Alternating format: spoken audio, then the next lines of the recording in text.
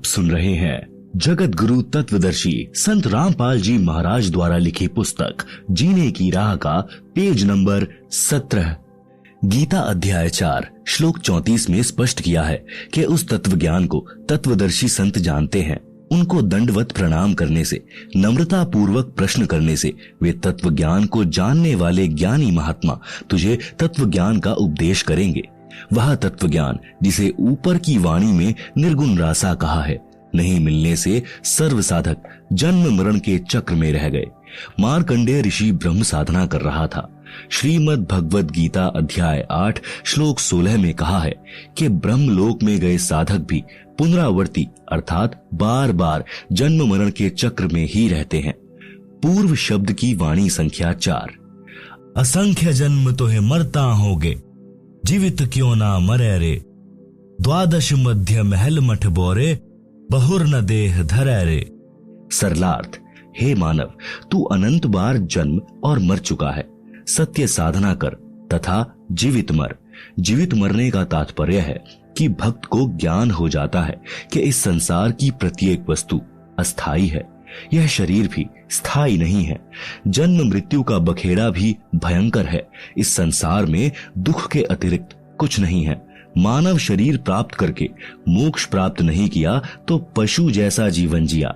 जैसे गीता अध्याय 7 श्लोक 29 में कहा है कि जो साधक केवल जरा अर्थात वृद्धावस्था के कष्ट तथा मरण के दुख से ही मुक्ति के लिए जो साधना रत है, वे तत् ब्रह्म को तथा संपूर्ण अध्यात्म को तथा कर्मों को जानते हैं। इसी प्रकार तत्व ज्ञान होने के पश्चात मानव को अनावश्यक वस्तुओं की इच्छा नहीं होती। तंबाकू, शराब, मांस सेवन नहीं करता। नाच गाना मूर्खों का काम लगता है। जैसा भोजन मिल जाए उसी में संतुष्ट रहता है। आत्म कल्याण कराने के लिए साधक विचार करता है कि यदि मैं सत्संग में नहीं आऊंगा तो गुरुजी के दर्शन नहीं कर पाऊंगा। सत्संग विचार न सुनने से मन फिर से विकार करने लगेगा। वह साधक सर्व कार्य छोड़कर सत्संग सुनने के लिए चल पड़ता है। वह विचार करता है कि हम प्रतिदिन सुनते हैं तथा देखते हैं कि छोटे छोटे बच्चों को छोड़कर पिता संसार से चला जाता है, मर जाता है। बड़े बड़े पूंजीपति दुर्घटना में मर जाते हैं। सर्व संपत्ति जो सारे जीवन में जोड़ी थी उसे छोड़कर चले जाते हैं। दोबारा उस संपत्ति को संभालने नहीं आते। मृत्यु से पहले एक दिन भी कार्य छोड़ने का दिल नहीं करता था, अब परमानेंट कार्य छूट गया। एक कथा। आज भाई को फुर्सत। एक भक्त सत्संग में जाने लगा, दीक्षा ले ली, ज्ञान सुना और भक्ति करने लगा। अपने मित्र से भी सत्संग में चलने तथा भक्ति करने के लिए प्रार्थना की, परंतु दोस्त नहीं माना। कह देता है कि कार्य से फुर्सत यानी खाली समय नहीं है। छोटे छोटे बच्चे हैं, इनका पालन पोषण भी करना है। काम छोड़कर सत्संग में जाने लगा तो सारा धंधा चौपट हो जाएगा। आप सुन रहे हैं जगत गुरु तत्वदर्शी संत रामपाल जी महाराज द्वारा लिखी पुस्तक जीने की राह का पेज नंबर 18। वह सत्संग में जाने वाला भक्त जब भी सत्संग में चलने के लिए अपने मित्र से कहता तो वह यही कहता कि अभी काम से फुर्सत नहीं है। 1 वर्ष पश्चात उस मित्र की मृत्यु हो गई। उसकी अर्थी उठाकर कुल के लोग तथा नगरवासी चले। साथ साथ सैकड़ों नगर मोहल्ले के व्यक्ति भी साथ साथ चले। सब बोल रहे थे कि राम नाम सत्य है, सत्य बोले गत्य है। भक्त कह रहा था कि राम नाम तो सत्य है, परंतु आज भाई को फुर्सत है। नगरवासी कह रहे थे कि सत्य बोले गत्य है। भक्त कह रहा था कि आज भाई को फुर्सत है। अन्य व्यक्ति उस भक्त से कहने लगे कि ऐसे मत बोल, इसके घर वाले बुरा मानेंगे। भक्त ने कहा कि मैं तो ऐसे ही बोलूंगा। मैंने इस मूर्ख से हाथ जोड़कर प्रार्थना की थी कि सत्संग में चल, कुछ भक्ति कर ले। ये कहता था कि अभी फुर्सत अर्थात खाली समय नहीं है, आज इसको परमानेंट फुर्सत है। छोटे छोटे बच्चे भी छोड़ चला, जिनके पालन पोषण का बहाना करके परमात्मा से दूर रहा। भक्ति करता तो खाली हाथ नहीं जाता, कुछ भक्ति धन लेकर जाता। बच्चों का पालन पोषण तो परमात्मा करता है। भक्ति करने से साधक की आयु भी परमात्मा बढ़ा देता है। भक्त जन ऐसा विचार करके भक्ति करते हैं, कार्य त्याग कर सत्संग सुनने जाते हैं। भक्त विचार करते हैं कि परमात्मा न करे हमारी मृत्यु हो जाए, फिर हमारे कार्य कौन करेगा। हम यह मान लेते हैं कि हमारी मृत्यु हो गई, हम 3 दिन के लिए मर गए, यह विचार करके सत्संग में चले, अपने को मृत मान लें और सत्संग में चले जाएं। वैसे तो परमात्मा के भक्तों का कार्य बिगड़ता नहीं, फिर भी हम मान लेते हैं कि हमारी गैर हाजिरी में कुछ कार्य खराब हो गया तो 3 दिन बाद जाकर ठीक कर लेंगे। यदि वास्तव में टिकट कट गई अर्थात मृत्यु हो गई तो परमानेंट कार्य बिगड़ गया, फिर कभी ठीक करने नहीं आ सकते। इस स्थिति को जीवित मरना कहते हैं। वाणी का शेष सरलार्थ। द्वादश मध्य महल मठ बोरे, बहुर न देहि धरे रे। सरलार्थ। श्रीमद् भगवद गीता अध्याय 15 श्लोक 4 में कहा है कि तत्व ज्ञान की प्राप्ति के पश्चात परमेश्वर के उस परम पद की खोज करनी चाहिए जहां जाने के पश्चात साधक लौटकर संसार में कभी नहीं आते, अर्थात उनका पुनर्जन्म नहीं होता, वे फिर देह धारण नहीं करते। सूक्ष्म वेद की यह वाणी यही स्पष्ट कर रही है कि वह परम धाम द्वादश अर्थात 12वें द्वार को पार करके उस परम धाम में जाया जाता है। आज तक सर्व ऋषि महर्षि संत मंडलेश्वर केवल 10 द्वार बताया करते, परंतु परमेश्वर कबीर जी ने अपने स्थान को प्राप्त कराने का सत्य मार्ग सत्य स्थान स्वयं ही बताया है। उन्होंने 12वां द्वार बताया है। इससे भी स्पष्ट हुआ है कि आज तक यानी सन 2012 तक पूर्व के सब ऋषियों संतों पंथों की भक्ति काल ब्रह्म तक की थी, जिस कारण से जन्म मृत्यु का चक्र चलता रहा। वाणी संख्या 5।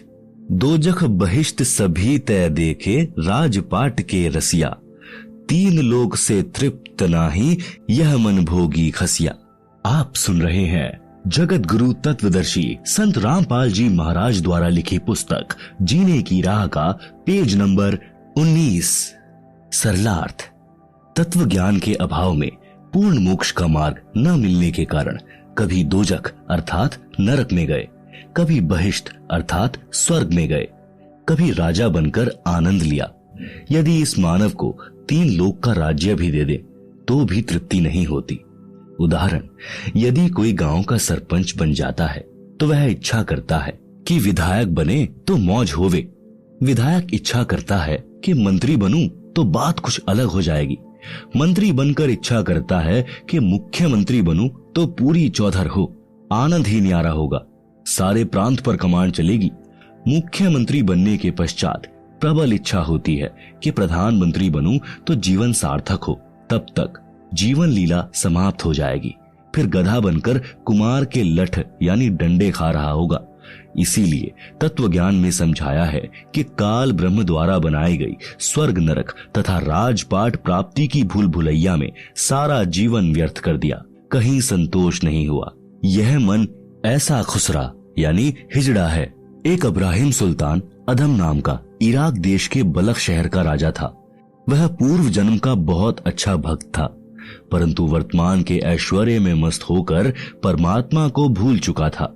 राज के ठाठ में तथा महलों में आनंद मान बैठा था। एक दिन परमात्मा सत्यलोक से आकर एक यात्री का रूप बनाकर राजा के महल में गए तथा कहा कि हे सराय वाले, एक कमरा किराए पर दे, पैसे बता, रात्रि बितानी है। राजा ने कहा, हे भोले यात्री, आपको यह सराय यानी धर्मशाला दिखाई देती है। मैं राजा हूँ और ये मेरा महल है। यात्री रूप में परमात्मा ने पूछा कि आपसे पहले इस महल में कौन रहते थे? राजा ने कहा कि मेरे पिता दादा परदादा रहते थे। यात्री रूप में परमेश्वर ने पूछा कि आप कितने दिन रहोगे इस महल में? राजा ने कहा कि एक दिन मैं भी चला जाऊंगा इन्हें छोड़कर। परमेश्वर बोले कि यह सराय नहीं तो क्या है, यह सराय है, जैसे तेरे बाप दादा गए ऐसे ही तू चला जाएगा, इसीलिए मैंने महलों को धर्मशाला बताया है। राजा को वास्तविकता का ज्ञान हुआ, संसार की इच्छा त्याग कर आत्म कल्याण करवाया।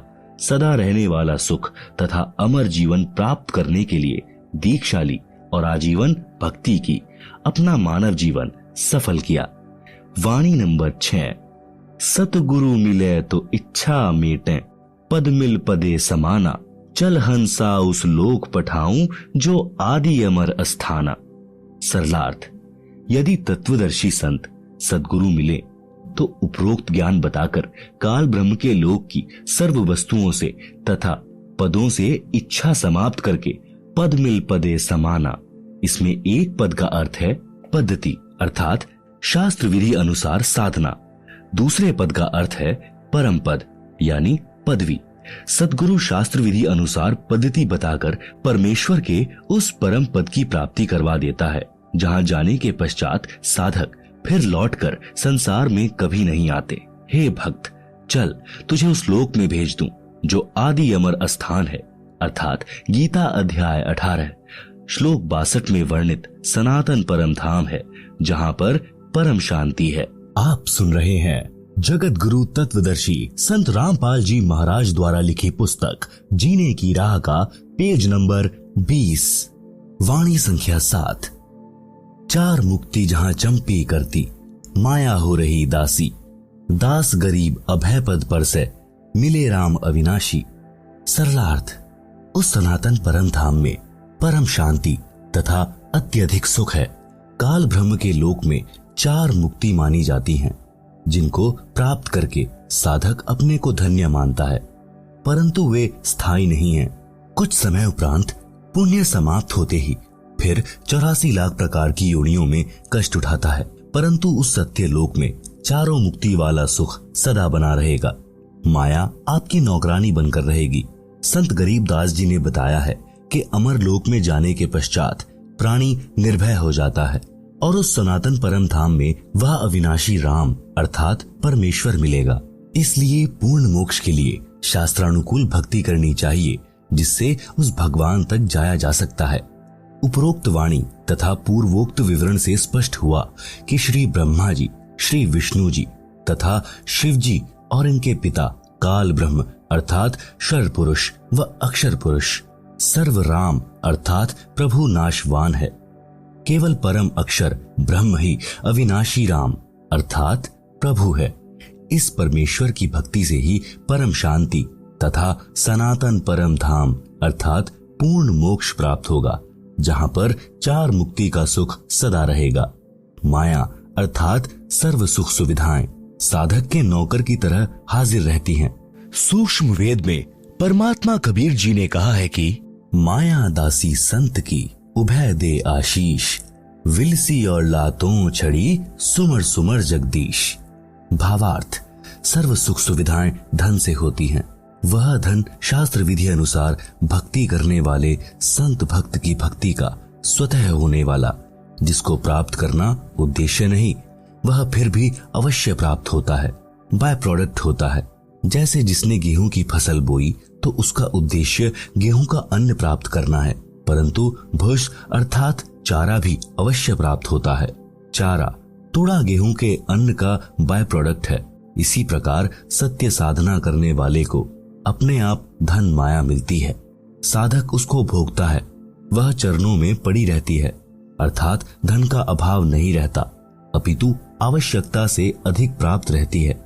परमेश्वर की भक्ति करके माया का भी आनंद भक्त संत प्राप्त करते हैं तथा पूर्ण मोक्ष भी प्राप्त करते हैं। उसी प्रसंग को आगे बढ़ाते हैं कि मानव शरीर प्राप्त प्राणी को अपना उद्देश्य याद रखना चाहिए, भक्ति करके अपना कल्याण करवाना चाहिए। सूक्ष्म वेद में लिखा है कि राग आसावरी शब्द नंबर 71, यह सौदा फिर नाही संतो, यह सौदा फिर नाही, लोहे जैसा ताव जात है, काया देह सराही।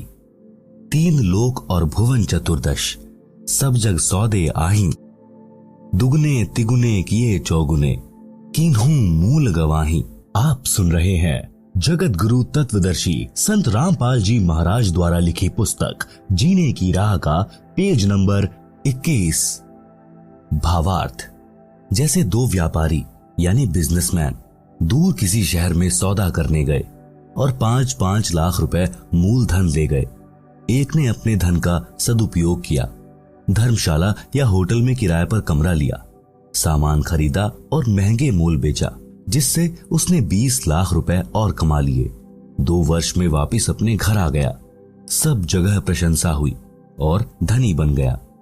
दूसरे ने भी होटल या धर्मशाला में कमरा किराए पर लिया, शराब पीने लगा, वैश्याओं के नृत्य देखता, खाता और सो जाता। उसने अपना मूलधन 5 लाख रुपए भी नष्ट कर दिया। वापिस घर आया तो ऋण यानी कर्जा हो गया, जिससे 5 लाख रुपए उधार लेकर गया था, उसने अपने रुपए मांगे। ना देने पर उसको अपना मजदूर रखा, उससे अपना 5 लाख का धन पूरा किया। उपरोक्त वाणी का यही तात्पर्य है। 3 लोक यानी स्वर्ग लोक, पाताल लोक तथा पृथ्वी लोक में जितने भी प्राणी हैं वे सब अपना राम नाम का सौदा करने आए हैं। किसी ने तो दुगना, 3 गुना, 4 गुना धन कमा लिया, अर्थात पूर्ण संत से दीक्षा लेकर मनुष्य जीवन के श्वासों की पूंजी जो मूल धन है उसको सत्य भक्ति करके बढ़ाया। अन्य व्यक्ति जिसने भक्ति नहीं की या शास्त्र विधि त्याग कर मनमाना आचरण किया या अनधिकारी गुरु से दीक्षा लेकर भक्ति की, उसको कोई लाभ नहीं मिलता।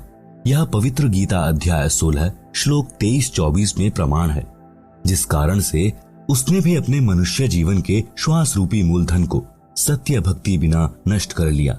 भक्ति न करने से हानि का अन्य विवरण। शब्द नंबर 71 का शेष।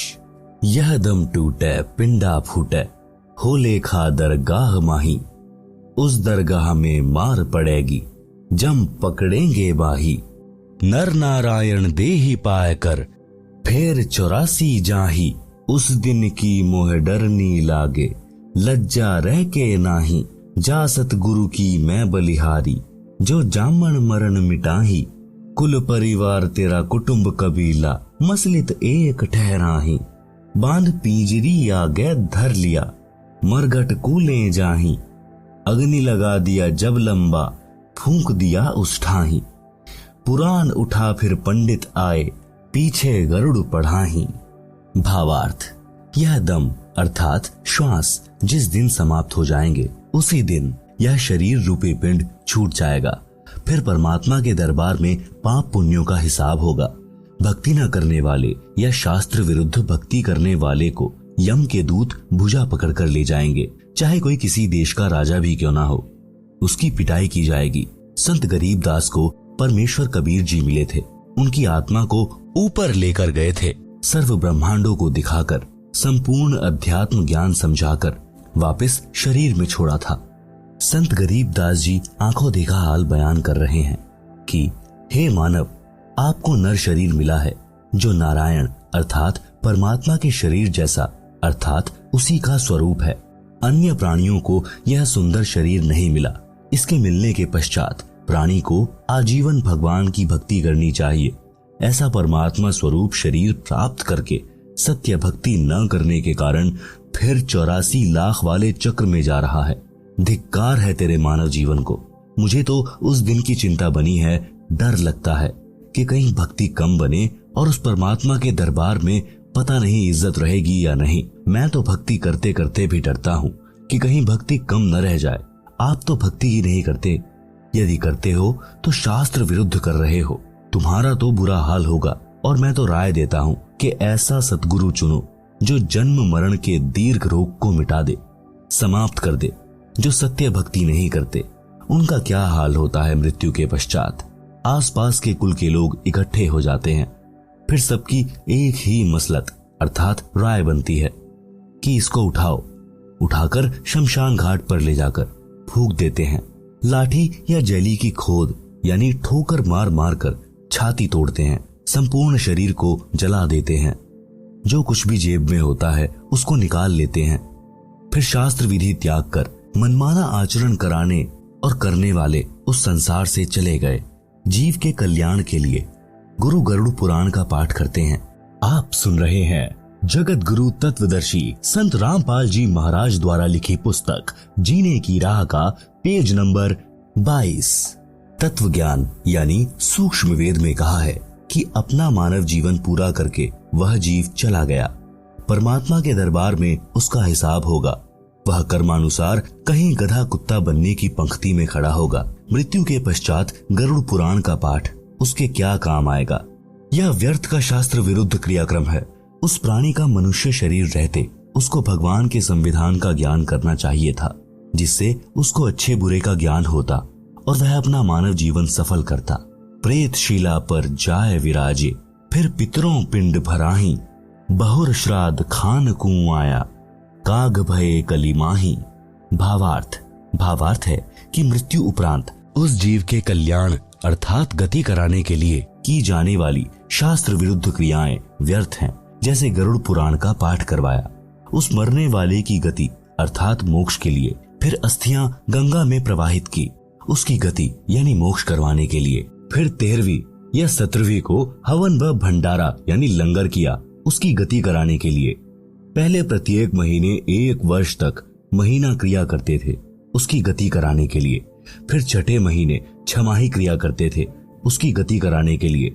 फिर वर्षी क्रिया करते थे, उसकी गति कराने के लिए। फिर उसकी पिंडोदक क्रिया कराते थे, उसकी गति कराने के लिए। श्राद्ध निकालते हैं अर्थात श्राद्ध क्रिया कराते हैं।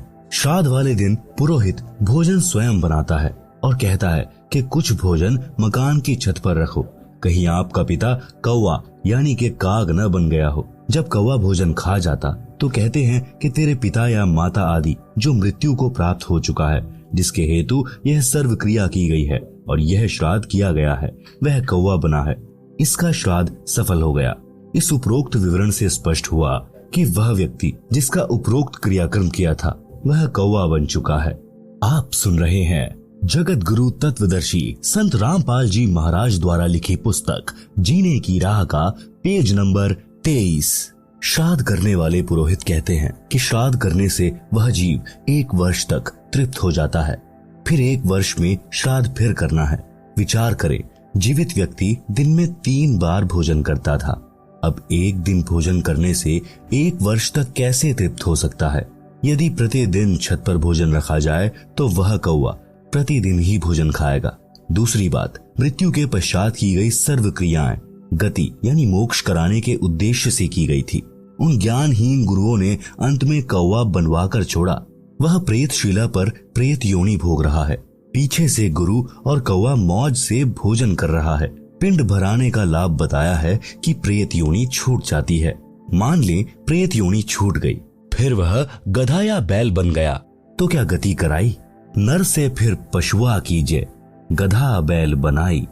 56 भोग कहाँ मन बोरे, कहीं कुर्डी चरने जाई।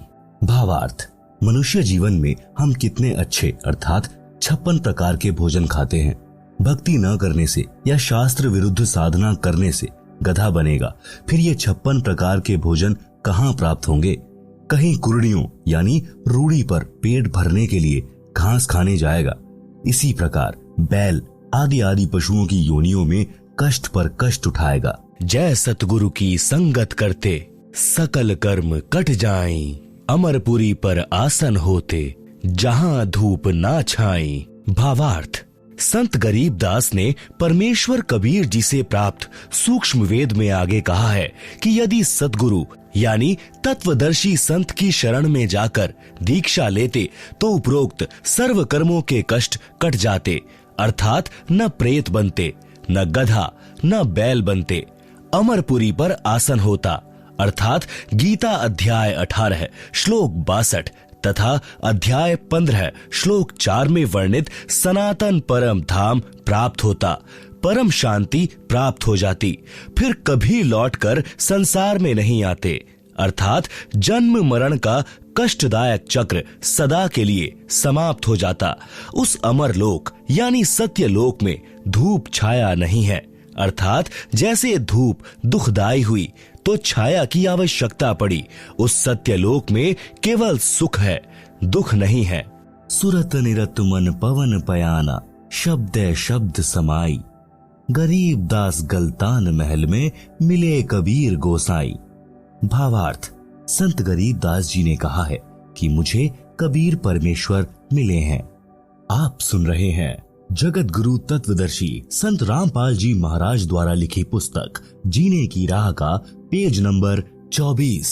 मुझे सुरत निरत मन तथा श्वास पर ध्यान रखकर नाम का स्मरण करने की विधि बताई, जिस साधना से सतलोक में हो रही शब्द धुनी को पकड़कर सतलोक में चला गया, जिस कारण से सत्यलोक यानी शाश्वत स्थान में अपने महल में आनंद से रहता हूँ। क्योंकि सत्य साधना जो परमेश्वर कबीर जी ने संत गरीबदास को जो बताई थी और उस स्थान यानी सत्य लोक को गरीबदास जी परमेश्वर के साथ जाकर देख कर आए थे, जिस कारण से विश्वास के साथ कहा कि मैं जो शास्त्रानुकूल साधना कर रहा हूँ यह परमात्मा ने बताई है। जिस शब्द अर्थात नाम का जाप करने से मैं अवश्य पूर्ण मोक्ष प्राप्त करूंगा, इसमें कोई संशय नहीं रहा। जिस कारण से मैं यानी गरीबदास सत्यलोक में बने अपने महल यानी विशाल घर में जाऊंगा, जिस कारण से निश्चिंत तथा गलतान यानी महल प्राप्ति की खुशी में मस्त हूँ, क्योंकि मुझे पूर्ण गुरु स्वयं परमात्मा कबीर जी अपने लोक से आकर मिले हैं। गरीबदास जी कहते हैं, अजब नगर में ले गए हमको सतगुरु आन, झिलके बिंब अगाध गति सूते चादर तान। भावार्थ, गरीबदास जी ने बताया है कि सतगुरु अर्थात स्वयं परमेश्वर कबीर जी अपने निज धाम सत्यलोक से आकर मुझे साथ लेकर अजब यानी अद्भुत नगर में अर्थात सत्यलोक में बने शहर में ले गए। उस स्थान को आंखों देखकर मैं परमात्मा के बताए भक्ति मार्ग पर चल रहा हूँ, सत्य नाम सार नाम की साधना कर रहा हूँ, इसलिए चादर तान कर सो रहा हूँ, अर्थात मेरे मोक्ष में कोई संदेह नहीं है। चादर तान कर सोना, निश्चिंत होकर रहना, जिसका कोई कार्य शेष न हो और कोई चादर ओढ़ कर सो रहा हो तो गांव में कहते हैं कि अच्छा चादर तान कर सो रहा है, क्या कोई कार्य नहीं है। इसी प्रकार गरीबदास जी ने कहा है कि अब बड़े बड़े महल बनाना व्यर्थ लग रहा है, अब तो उस सत्यलोक में जाएंगे जहां बने बनाए विशाल भवन हैं, जिनको हम छोड़कर गलती करके यहाँ काल के मृत्यु लोक में आ गए हैं। अब दांव लगा है, सत्य भक्ति मिली है तथा तत्व ज्ञान मिला है। सज्जनों, वह सत्य भक्ति वर्तमान में मेरे रामपाल दास जी के पास है, जिससे इस दुखों के घर संसार से पार होकर वह परम शांति तथा शाश्वत स्थान यानी सनातन परम धाम प्राप्त हो जाता है, जिसके विषय में गीता अध्याय 18 श्लोक 62 में कहा है तथा गीता अध्याय 15 श्लोक 4 में कहा है कि तत्वदर्शी संत से तत्व ज्ञान प्राप्त करके उस तत्व ज्ञान से अज्ञान का नाश करके उसके पश्चात परमेश्वर के उस परम पद की खोज करनी चाहिए, जहां जाने के पश्चात साधक फिर लौटकर संसार में कभी नहीं आता। भक्ति न करने से बहुत दुख होगा। सूक्ष्म वेद में कहा है, यह संसार समझदा नाही, कहंदा शाम दोपहरे नु, गरीब दास ये वक्त जात है, रोवोगे इस पहरे नु।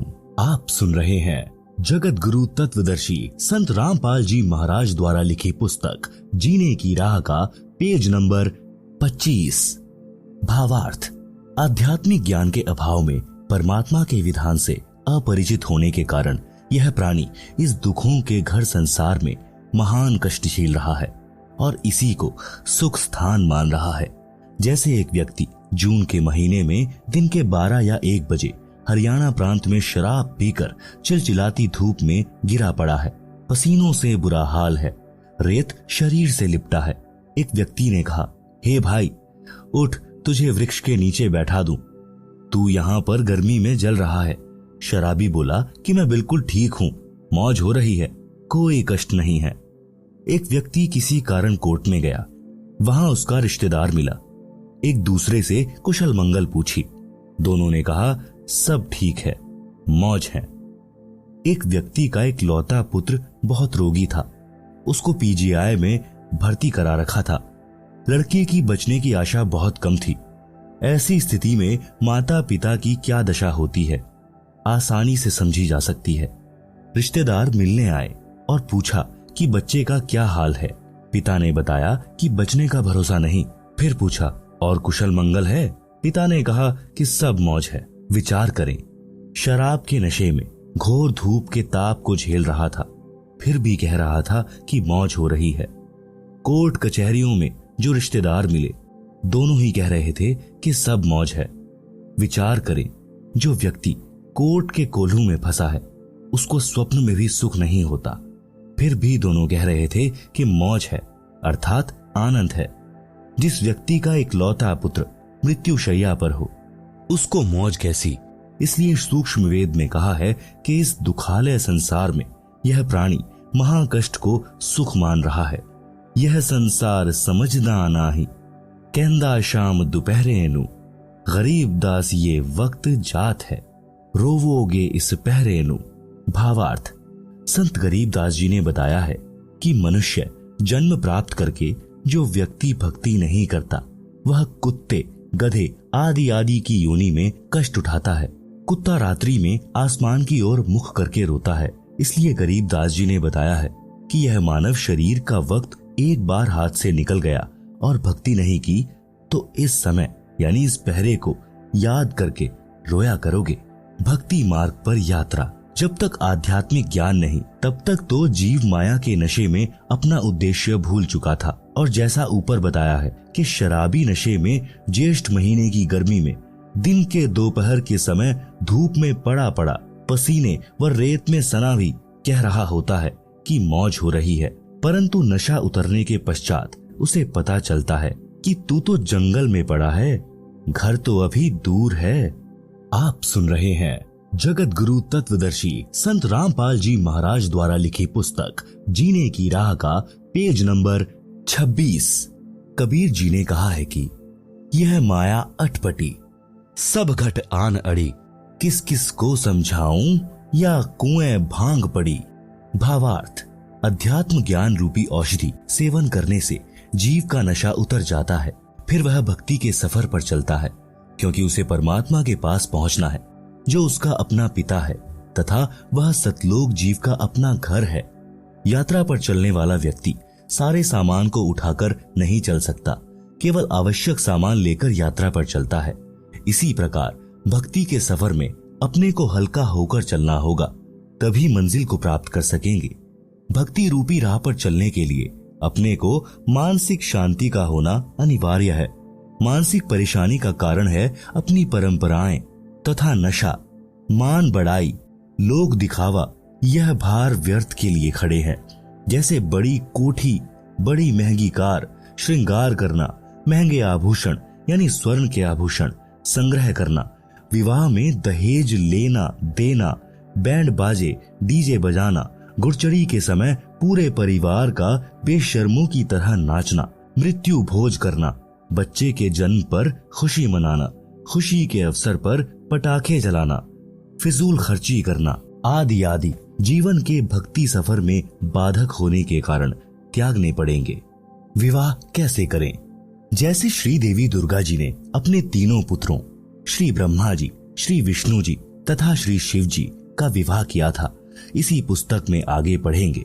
मेरे यानी लेखक के अनुयायी ऐसे ही करते हैं। 17 मिनट की असुर निकंदन रामायणी है। फेरों के स्थान पर उसको बोला जाता है, जो करोड़ गायत्री मंत्र यानी ओम भूर्भुवः से उत्तम तथा लाभदायक है, जिसमें विश्व के सर्व देवी देव तथा पूर्ण परमात्मा का आह्वान तथा स्तुति प्रार्थना है, जिस कारण से सर्व शक्तियां उस विवाह वाले जोड़े की सदा रक्षा तथा सहायता करते हैं।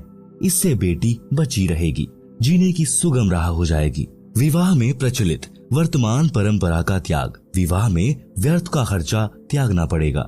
जैसे बेटी के विवाह में बड़ी बारात का आना, दहेज देना, यह व्यर्थ परंपरा है, जिस कारण से बेटी परिवार पर भार मानी जाने लगी है और उसको गर्भ में ही मारने का सिलसिला शुरू है, जो माता पिता के लिए महापाप का कारण बनता है। बेटी देवी का स्वरूप है। हमारी कुपरंपराओं ने बेटी को दुश्मन बना दिया। श्री देवी पुराण के 3 स्कंद में प्रमाण है कि इस ब्रह्मांड के प्रारंभ में तीनों देवताओं श्री ब्रह्मा जी, श्री विष्णु जी तथा श्री शिव जी का जब इनकी माता श्री दुर्गा जी ने विवाह किया, उस समय न कोई बाराती था, न कोई भाती था, न कोई भोजन भंडारा किया गया था, न डीजे बजा था, न कोई नृत्य किया गया था। श्री दुर्गा जी ने अपने बड़े पुत्र श्री ब्रह्मा जी से कहा कि हे ब्रह्मा, यह सावित्री नाम की लड़की तुझे तेरी पत्नी के रूप में दी जाती है, इसे ले जाओ और अपना घर बसाओ। इसी प्रकार अपने बीच वाले पुत्र श्री विष्णु जी से लक्ष्मी जी तथा छोटे बेटे श्री शिव जी को पार्वती जी को देकर कहा कि ये तुम्हारी पत्नियां हैं, इनको ले जाओ और अपना अपना घर बसाओ। तीनों अपनी अपनी पत्नियों को लेकर अपने अपने लोक में चले गए, जिससे विश्व का विस्तार हुआ। आप सुन रहे हैं जगत गुरु तत्वदर्शी संत रामपाल जी महाराज द्वारा लिखी पुस्तक जीने की राह का पेज नंबर 27। शंका समाधान। कुछ व्यक्ति कहते हैं कि पार्वती जी की मृत्यु हो गई थी। उस देवी का पुनर्जन्म राजा दक्ष के घर हुआ था। युवा होने पर देवी सती यानी पार्वती जी ने नारद के बताने के पश्चात श्री शिव जी को पति बनाने का दृढ़ संकल्प कर लिया और अपनी माता जी के माध्यम से अपनी इच्छा पिता दक्ष को बताई। तो राजा दक्ष ने कहा कि वह शिव जी मेरा दामाद बनने योग्य नहीं है, क्योंकि वह नग्न रहता है, केवल एक मृग छाल पर्दे पर बांधता है, शरीर पर राख लगाकर भांग के नशे में रहता है, सर्पों को साथ रखता है। ऐसे व्यक्ति से मैं अपनी बेटी का विवाह करके जगत में हंसी का पात्र नहीं बनूंगा। परंतु देवी पार्वती भी जिद की पक्की थी। उसने अपनी इच्छा श्री शिवजी के पास भिजवा दी और कहा कि मैं आपसे विवाह करना चाहती हूँ। राजा दक्ष ने पार्वती जी का विवाह किसी अन्य के साथ निश्चित कर रखा था। उसी दिन श्री शिव जी अपने साथ हजारों की संख्या में भूत प्रेत, भैरव तथा अपने गणों को लेकर विवाह मंडप पर पहुंच गए। राजा दक्ष के सैनिकों ने विरोध किया। शिव की सेना और दक्ष की सेना में युद्ध हुआ। पार्वती ने शिव जी को वरमाला पहना दी। पार्वती को बलपूर्वक लेकर श्री शिव जी कैलाश पर्वत पर अपने घर ले गए। कुछ व्यक्ति कहते हैं कि देखो, श्री शिव जी भी भव्य बारात लेकर पार्वती से विवाह करने आए थे, इसलिए बारात की परंपरा पुरातन है, इसलिए बारात बिना विवाह की शोभा नहीं होती। इसका उत्तर यह है कि यह विवाह नहीं था, यह तो प्रेम प्रसंग था। श्री शिवजी बारात नहीं सेना लाए थे, पार्वती को बलपूर्वक उठाकर ले जाने के लिए। विवाह की पुरातन परंपरा श्रीदेवी महापुराण के 3 स्कंद में है, जो ऊपर बता दी है। बेटियों तथा बेटों को चाहिए कि अपने माता पिताजी की इच्छा अनुसार विवाह करें। प्रेम विवाह महाक्लेश का कारण बन जाता है। जैसे भगवान शिव जी और पार्वती जी का किसी बात पर मनमुटाव हो गया। शिवजी ने पार्वती जी से पत्नी व्यवहार बंद कर दिया तथा बोलचाल भी बंद कर दी। पार्वती ने सोचा कि अब यह घर मेरे लिए नरक हो गया है, इसलिए कुछ दिन अपनी माँ के पास चली जाती हूँ। पार्वती जी अपने पिता दक्ष के घर मायके में चली गई। उस दिन राजा दक्ष ने एक हवन यज्ञ का आयोजन किया हुआ था। राजा दक्ष ने अपनी बेटी का सत्कार नहीं किया तथा कहा कि आज क्या लेने आई हो, देख लिया उसका प्रेम, चली जा घर से। पार्वती जी ने अपनी माता से श्री शिवजी के नाराज होने की कथा बता दी थी। माता ने अपने पति दक्ष को सब बताया था। पार्वती जी को अब न मायके में स्थान था न ससुराल में। प्रेम विवाह ने ऐसी गंभीर परिस्थिति उत्पन्न कर दी कि दक्ष पुत्री को आत्महत्या के अतिरिक्त कोई विकल्प नहीं देखा और राजा दक्ष के विशाल हवन कुंड में जलकर मर गई। धार्मिक अनुष्ठान का नाश किया, अपना अनमोल मानव जीवन खोया, पिता का नाश कराया, क्योंकि जब श्री शिवजी को पता चला तो वे अपनी सेना लेकर पहुंचे और अपने ससुर दक्ष जी की गर्दन काट दी। बाद में बकरे की गर्दन लगाकर जीवित किया। उस प्रेम विवाह ने कैसा घमासान मचाया। शिव सेना को बारात बताकर कुप्रथा को जन्म दिया गया है और यह प्रसंग प्रेम विवाह रूपी कुप्रथा का जनक है, जो समाज के नाश का कारण है।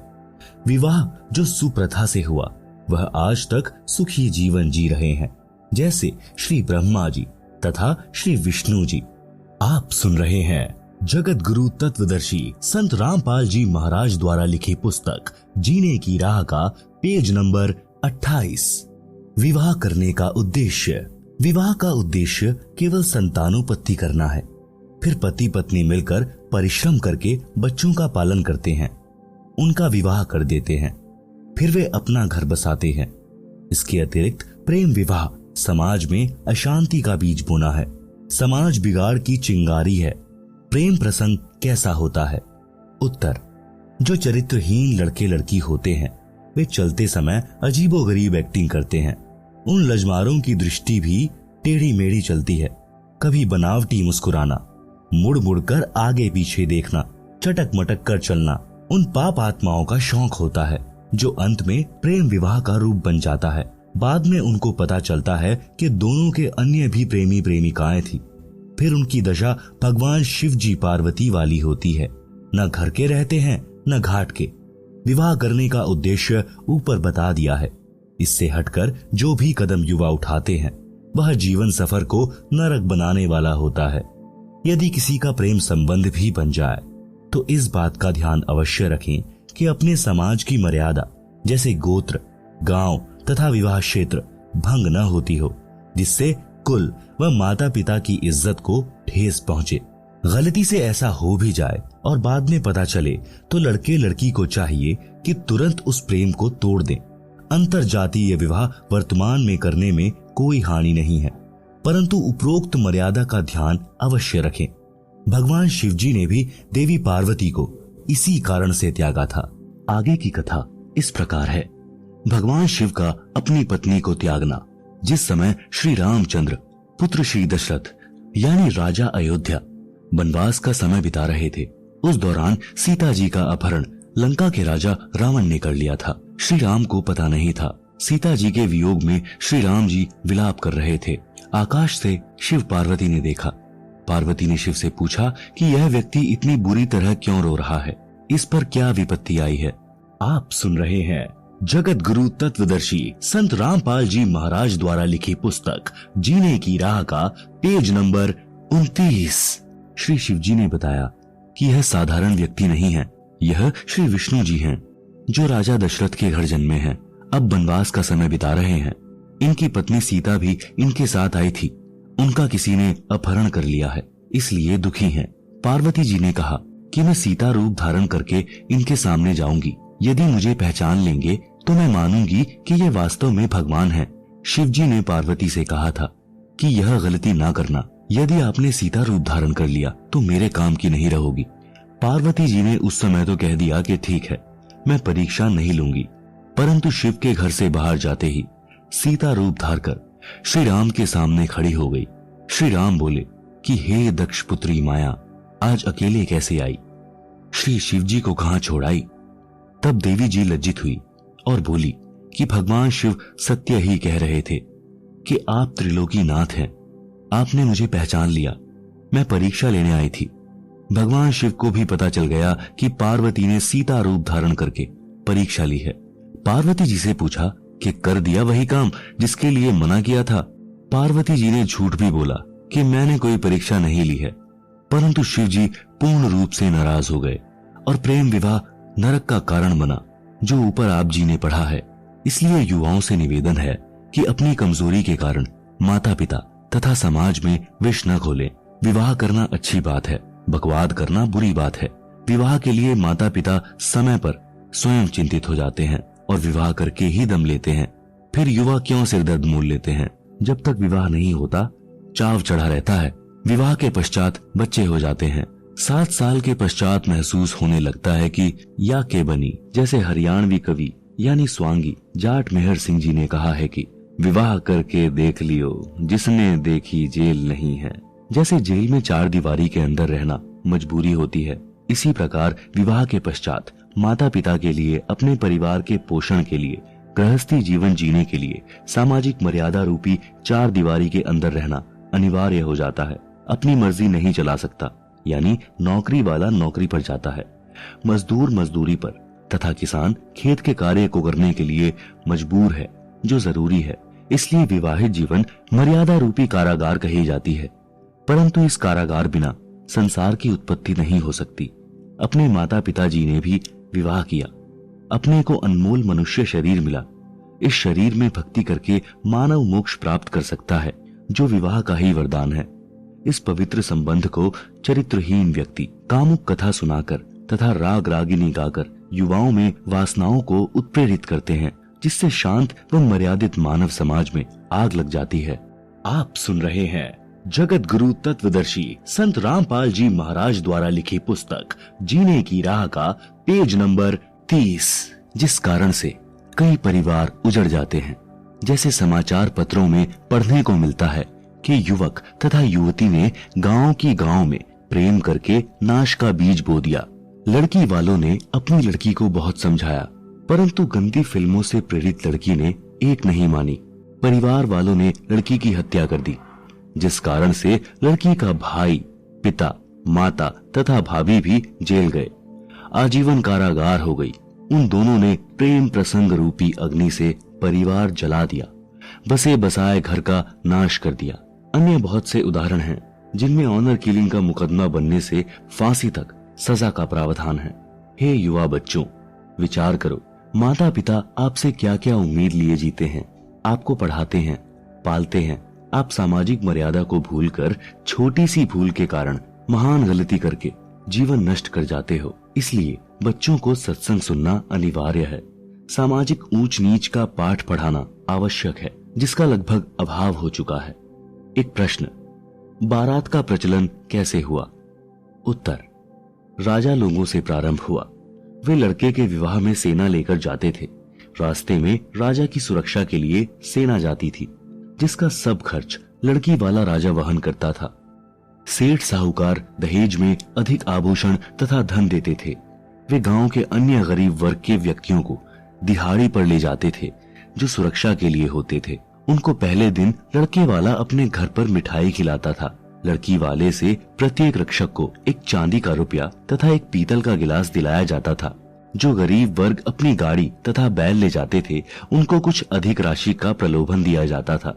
पहले जंगल अधिक होते थे, यातायात के साधन नहीं थे। इस प्रकार यह एक परंपरा बन गई। उस समय अकाल गिरते थे, लोग निर्धन होते थे। कोई धनी अकेला मिल जाता था तो उसको लूटना आम बात थी। इस कारण से बारात रूपी सेना का प्रचलन हुआ। फिर यह एक लोक दिखावा परंपरा बन गई, जिसकी अब बिल्कुल आवश्यकता नहीं है। एक और प्रश्न, भात तथा न्योंदा न्योंदार कैसे चला?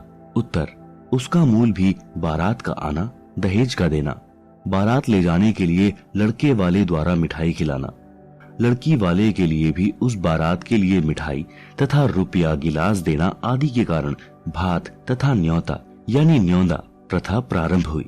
न्योता समूह में गांव तथा आसपास गवांड गांव के प्रेमी प्यारे व्यक्ति होते हैं, जिसके लड़के या लड़की का विवाह होता था तो अकेला परिवार खर्च वहन नहीं कर सकता था। उसके लिए लगभग 100 या अधिक सदस्य उस समूह में होते हैं।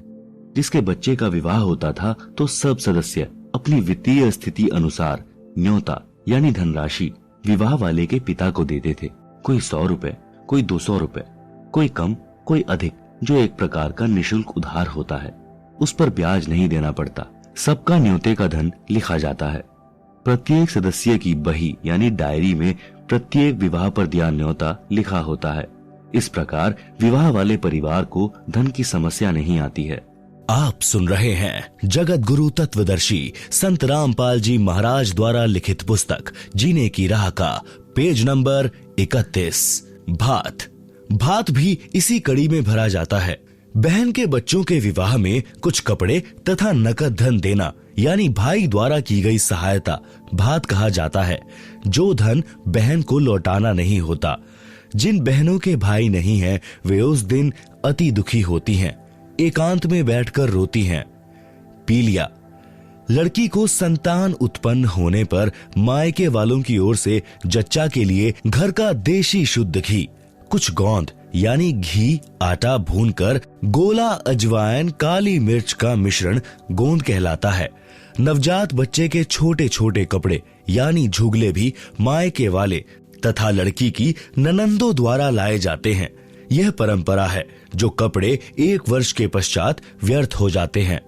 इस तरह की परंपरा को त्यागना है, क्योंकि जीवन के सफर में व्यर्थ का भार है। आप अपनी बेटी की सहायता कर सकते हैं, जैसे गाय भैंस लेनी है। बेटी की वित्तीय स्थिति कमजोर है तो उसको नकद रुपए दे सकते हैं, परंतु विवाह के समय नहीं। बेटी का आपकी संपत्ति में से हक दे सकते हैं अगर बेटी लेना चाहे तो। बेटी को चाहिए कि आवश्यकता पड़ने पर धन ले, परंतु फिर लौटा दे। परमात्मा पर विश्वास रखें, आपका सम्मान बना रहेगा। समाधान, इन सब का समाधान है कि विवाह को सूक्ष्म वेद के अनुसार किया जाए। आप जी ने 4 वेद सुने हैं, यजुर्वेद, ऋग्वेद, सामवेद तथा अथर्ववेद, परंतु 5वां वेद सूक्ष्म वेद है, जो स्वयं पूर्ण ब्रह्म जी ने पृथ्वी पर प्रकट होकर अपने मुख कमल से अमृतवाणी द्वारा प्रदान किया है। मेरे यानी रामपाल दास के अनुयायी उसी 5वें वेद के अनुसार विवाह रस्म करते हैं, जिसमें कोई उपरोक्त परंपरा की आवश्यकता नहीं पड़ती। विवाह पर तथा अन्य अवसरों लड़की लड़के वाले पक्ष का कोई खर्च नहीं कराना होता, केवल कन्यादान यानी बेटी दान करना है। लड़की अपने पहनने के लिए केवल 4 ड्रेस ले जा सकती है। जूता तो पहन ही रखा है। बस जिस घर में जाएगी वह परिवार उस बेटी को अपने घर के सदस्य की तरह रखेगा, अपने घर की वित्तीय स्थिति के अनुसार अन्य सदस्य के समान सर्व आवश्यक वस्तुएं उपलब्ध कराएगा। बेटी अपने माता पिता भाई भाभी पर कोई भार नहीं बनेगी। जब कभी अपने मायके आएगी तो कोई सूट तथा नकद नहीं लेगी, जिस कारण से भाभी भाई को भी प्यारी लगेगी। भाभी को ननंद इसलिए खटकती है कि आ गई, 4-5 हजार खर्च करवा कर जाएगी, परंतु हमारी बेटी सम्मान के साथ आएगी और सम्मान के साथ लौट जाएगी। अपने मायके वालों से कोई वस्तु नहीं लेगी, जिससे दोनों पक्षों का परस्पर अधिक प्रेम सदा बना रहेगा। भक्ति भी अच्छी होगी। इस प्रकार जीने की यथार्थ राह पर चलकर हम शीघ्र मंजिल पर यानी मोक्ष तक पहुंचेंगे। एक प्रश्न, जिनको संतान प्राप्त नहीं होती है उस बे औलादे यानी संतानहीन का तो सुबह या शुभ कर्म को जाते समय मुख देखना भी बुरा मानते हैं, ऐसा क्यों? उत्तर, यह संपूर्ण आध्यात्मिक ज्ञान के टोटे के कारण गलत धारणा है। पाठक जन इसी पुस्तक के पृष्ठ 6 पर पढ़ें कि एक व्यक्ति के 4 पुत्र थे, उसको अधरंग हो गया तो किसी ने सेवा नहीं की। क्या उस आदमी के दर्शन इसलिए अच्छे हैं कि उसके संतान है? उसकी दुर्गति को कौन देखना अच्छा समझेगा? कृतघ्न पुत्र। एक व्यक्ति के 2 पुत्र थे। वह व्यक्ति फौज से सेवानिवृत्त था। पेंशन बनी थी। पुत्र अलग अलग हो गए। छोटे पुत्र ने माता को अपने घर पर रख लिया क्योंकि बच्चे छोटे थे। माता उनकी देखरेख के लिए चाहिए थी। बड़े के बाटे पिता आ गया। पिता ने कहा कि मैं पेंशन के रुपए उसको दूंगा जिसमें रोटी खाऊंगा। छोटा बेटा कहता था कि आधी आधी पेंशन बांट दिया कर। पिता ने मना कर दिया तो एक दिन पिता के सिर में लाठी मारी। पिता तुरंत मर गया। लड़के को आजीवन कारावास की सजा हो गई। व्यक्ति को पुत्र प्राप्त होने के कारण उसके दर्शन शुभ माने जाते थे, जिसके साथ अशुभ हो गया। अब आध्यात्मिक तराजू यानी बैलेंस में तोलकर देखते हैं कि बिना संतान वाले के दर्शन शुभ हैं या अशुभ। जैसे इसी पुस्तक में ऊपर स्पष्ट किया है कि परिवार संस्कार से बनता है। कोई कर्ज उतारने के लिए पिता पुत्र, पत्नी, माता पिता, बहन भाई आदि के रूप में जन्म लेकर परिवार रूप में ठाठ से रहते दिखाई देते हैं, परंतु कई युवा अवस्था में मर जाते हैं, कई विवाह होते ही मर जाते हैं। ये सब अपना ऋण पूरा होते ही अविलंब शरीर त्याग जाते हैं। जिनको संतान नहीं हुई है उनका कोई लेन देन शेष नहीं है। वे यदि पूर्ण गुरु से दीक्षा लेकर भक्ति करें तो उन जैसा सौभाग्यवान कोई नहीं है। न किसी के जन्म की खुशी न मृत्यु का दुख। उन बिना औलाद वालों का दर्शन तो अति शुभ है। यदि भक्ति नहीं करते तो चाहे औलाद यानी संतान वाले हों, चाहे बे औलादे यानी बिना संतान वाले, दोनों ही अपना जीवन नष्ट कर जाते हैं। यदि भक्ति करते हैं तो दोनों के दर्शन शुभ हैं। बे औलादों सावधान। जिन पुण्यात्माओं को संतान नहीं होती तो आध्यात्मिक ज्ञान के अभाव से उनकी तड़फ संतान प्राप्ति की बनी रहती है। उसके लिए हर संभव प्रयत्न करते हैं, फिर भी कोई लेन देन वाला यानी संतान नहीं मिलता है तो आजीवन संतान प्राप्ति न होने के दुख को झेलते हैं। विशेषकर स्त्री की संतान उत्पन्न करने की इच्छा प्रबल होती है। वह अपने को बांझ कहलवाना नहीं चाहती। भले ही जांच करके डॉक्टर बता देते हैं कि आप में बांझ के कोई लक्षण नहीं है, विधाता की लीला है, परंतु तत्व ज्ञानहीन स्त्री इसी तड़फ में मर जाती है। भक्ति न करने के कारण उसका अगला जन्म कुतिया का होता है। फिर जम के दूत उसे कहते हैं कि बहन जी, अब संतान पैदा करके सारी कसर निकाल ले। एक ब्यात में 8 जामेगी यानी जन्म देगी। फिर अगला जन्म तेरा सूरी का होगा। एक बार में 12 संतान को जन्म देगी और 7-8 ब्यात करेगी। संतान की सारी भूख मिटा लिए। हे पुण्यात्मा, पाठक भाई बहनों, अध्यात्म ज्ञान को समझो, मानव जीवन को सफल बनाओ, जीने की राह समारो यानी निर्बाध बनाओ, यानी पूर्ण गुरु से दीक्षा लेकर भक्ति करके कल्याण करवाओ। विवाह में ज्ञानहीन नाचते हैं, एक दिन समाचार पत्र में पढ़ा कि रोहतक का लड़का भिवानी विवाह के लिए कार में जा रहा था। उसके साथ दोनों बहनों के पति भी उसी कार में सवार थे। पहले दिन सब परिवार वाले, बहनें, माता पिता, भाई बटेऊ, चाचा ताऊ डीजे बजाकर नाच रहे थे। उधमस उतार रखा था। कलानौर के पास दूल्हे वाली गाड़ी बड़े ट्राले से टकराई। सर्व कार के यात्री मारे गए। दूल्हा मरा, दोनों बहनें विधवा हुई। एक ही पुत्र था, सर्वनाश हो गया। अब नाच लो डीजे बजाकर। परमात्मा की भक्ति करने से ऐसे संकट टल जाते हैं। इसलिए मेरे रामपाल दास के अनुयायियों को सख्त आदेश है कि परमात्मा से डरकर कार्य करो, सामान्य विधि से विवाह करो। इस गंदे लोक यानी काल के लोक में एक पल का विश्वास नहीं कि कब बिजली गिर जाए। एक कथा, संतों की शिक्षा। एक गांव का व्यक्ति पहली बार श्री नानक देव जी के पास गया।